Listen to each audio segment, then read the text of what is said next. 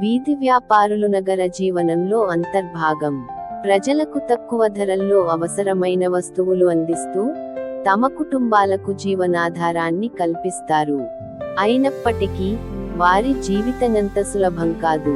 తరచూ అధికారుల వేధింపులు, లంచాల డిమాండ్లు, సరుకుల స్వాధీనం, బండ్ల తొలగింపులు వంటి సమస్యలను ఎదుర్కోవాల్సి వస్తుంది. ప్రతిరోజు ఉదయం సూర్యుడు ఉదయించకముందే లక్షలాది మంది భారతీయులు తమ కుటుంబాల కోసం పోరాటాన్ని ప్రారంభిస్తారు. వారిలో ఒకరు బన్వారీలాల్ శర్మ.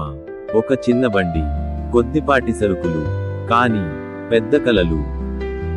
ఒకవైపు కష్టపడి సంపాదించిన డబ్బు, మరోవైపు అవినీతి వ్యవస్థ.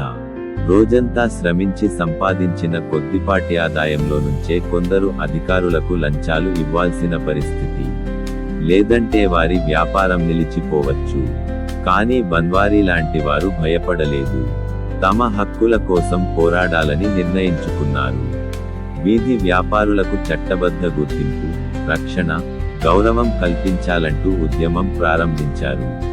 ఈ పోరాటం కేవలం ఒక వ్యక్తి కోసం కాదు, లక్షలాది కుటుంబాల భవిష్యత్తు. అయితే నిజమైన అభివృద్ధి అంటే కేవలం భవనాలు కట్టడం కాదు. చిన్న వ్యాపారికి గౌరవం ఇవ్వడం, కష్టపడి పనిచేసే వ్యక్తికి హక్కులు కల్పించడం, అవినీతికి బదులుగా న్యాయం నిలబెట్టడం.